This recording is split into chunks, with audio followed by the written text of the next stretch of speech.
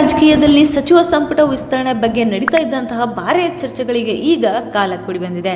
ರಾಜ್ಯದ ಮುಖ್ಯಮಂತ್ರಿ, ಉಪಮುಖ್ಯಮಂತ್ರಿ ಮತ್ತು ಕಾಂಗ್ರೆಸ್ ಪಕ್ಷದ ನಡುವೆ ಸರಣಿ ಸಭೆಗಳು ನಡೆದ ಹಿನ್ನೆಲೆಯಲ್ಲಿ ಆಗಸ್ಟ್ 3ರಂದು 4ರಿಂದ 6 ಗಂಟೆ ಸುಮಾರು ಸಚಿವರ ಪ್ರಮಾಣ ವಚನ ಕಾರ್ಯಕ್ರಮ ನಡೆಯಲಿದೆ. ಈಗಾಗಲೇ ಕೆ.ಸಿ. ವೇಣುಗೋಪಾಲ್ ಅವರು ಕೇರಳದಿಂದ ಸಚಿವರಾಗಿ ಸೇರ್ಪಡೆಯಾಗಲಿರುವ 20 ಶಾಸಕರ ಪಟ್ಟಿಯೊಂದಿಗೆ ಬೆಂಗಳೂರಿಗೆ ತಲುಪಿರಬಹುದು. ಲೋಕಸಭೆಯಲ್ಲಿ ಸಂಜೆ 4 ಗಂಟೆಗೆ ಪ್ರಮಾಣ ವಚನದ ಸ್ವೀಕಾರ ಸಮಾರಂಭ ನಡೆಯಲಿದೆ. ಜೂನ್ 3ಕ್ಕೆ ಡಿ.ಕೆ. ಶಿವಕುಮಾರ್ ಅವರು ಪ್ರಮಾಣ ವಚನವನ್ನು ಸ್ವೀಕರಿಸಿ ಸಿಎಂ ಆದರು. ಆದರೆ ಸತತ 2 ತಿಂಗಳ ನಂತರ ಸಚಿವ ಸಂಪುಟದ ಪೂರ್ಣಗೊಂಡು ಆಗಸ್ಟ್ 3ಕ್ಕೆ ಕಾಲ ಕೂಡಿ ಬಂದಿದೆ.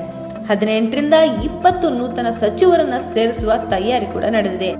2 ತಿಂಗಳವರೆಗೆ ಎಲ್ಲ ಸಚಿವರು ಯಾವಾಗ ನಿರ್ಧಾರ ತೆಗೆದುಕೊಳ್ತಾರೆ ಅಂತ ಕಾಯ್ತಾ ಇದ್ರು. 2 ತಿಂಗಳವರೆಗೆ ಎಷ್ಟು ಬಾರಿ ದೆಹಲಿಗೆ ಪ್ರಯಾಣವನ್ನ ಮಾಡಿದಾರೋ ಗೊತ್ತಿಲ್ಲ. ಸಚಿವರ ಸ್ಥಾನಕ್ಕೆ ಸೇರಿಕೊಳ್ಳಬೇಕು ಎಂಬ ಆಸೆ ಇರುವಂತಹ ಗಣ್ಯರು ಶನಿವಾರ ಮಾಜಿ ಸಿಎಂ ಸಿದ್ದರಾಮಯ್ಯ ಅವರ ಮನೆಗೆ ಭೇಟಿಯನ್ನ ಮಾಡಿದ್ದಾರೆ. ನಂತರ ಎಲ್ಲ ರೀತಿಯಲ್ಲಿ ಕೊನೆಯ ಹಂತದ ಪ್ರಯತ್ನಗಳನ್ನ ಕೂಡ ಮುಗಿಸಿಕೊಂಡ್ರು.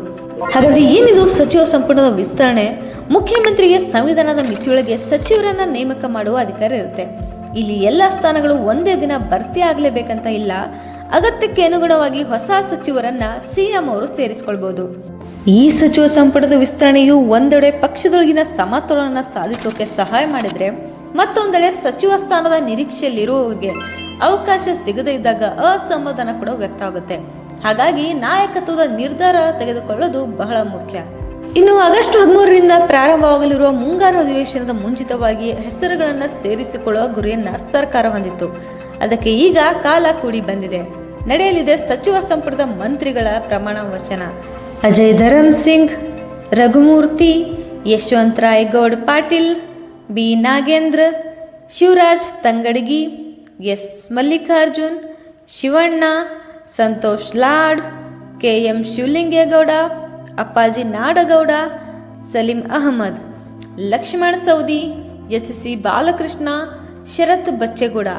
ಈ ಇಷ್ಟು ಹೆಸರುಗಳ ಬೇಡಿಕೆ ತುಂಬಾ ಇದೆ. ಇದರಲ್ಲಿ ಕಾದು ನೋಡೋಣ ಯಾರು ಅಧಿಕೃತ ಆದೇಶದಿಂದ ಸಚಿವರಾಗಿ ಹೊರಬರಲಿದ್ದಾರೆ ಅಂತ. ಈಗಾಗಲೇ ಯಾವ ಯಾವ ಮಂತ್ರಿಗಳನ್ನ ನಾವು ಹೊಂದಿದ್ದೀವಿ ಅಂತ ಗೊತ್ತಾ?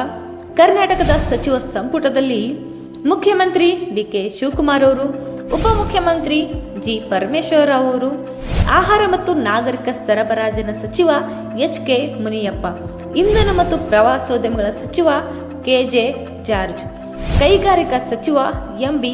Patil, PWD Satish Jarkiholi, IT BT E ಆಡಳಿತ ಸಚಿವ ಪ್ರಿಯಾಂಕ್ ಖರ್ಗೆ, ಆರೋಗ್ಯ ಸಚಿವ ಯು.ಟಿ. ಖಾದರ್, ಗ್ರಾಮೀಣಾಭಿವೃದ್ಧಿ ಸಚಿವ ಈಶ್ವರ್ ಖಂಡ್ರೆ, ಸಾರಿಗೆ ಸಚಿವ ಬೈರತಿ ಸುರೇಶ್. ಇಷ್ಟೆಲ್ಲ ಸಚಿವರನ್ನ ನಾವು ಈಗಾಗಲೇ ಹೊಂದಿದ್ದೇವೆ. ಇವತ್ತು ಕಾದು ನೋಡೋಣ ಇನ್ನೂ 20 ಹೊಸ ಸಚಿವರು ಯಾರು ಬಂದು ಸೇರಲಿದ್ದಾರೆ ಅಂತ. ಮತ್ತೊಂದು ವಿಶೇಷ ಮಾಹಿತಿಯೊಂದಿಗೆ ಸಿಗೋಣ. ನಮಸ್ತೆ.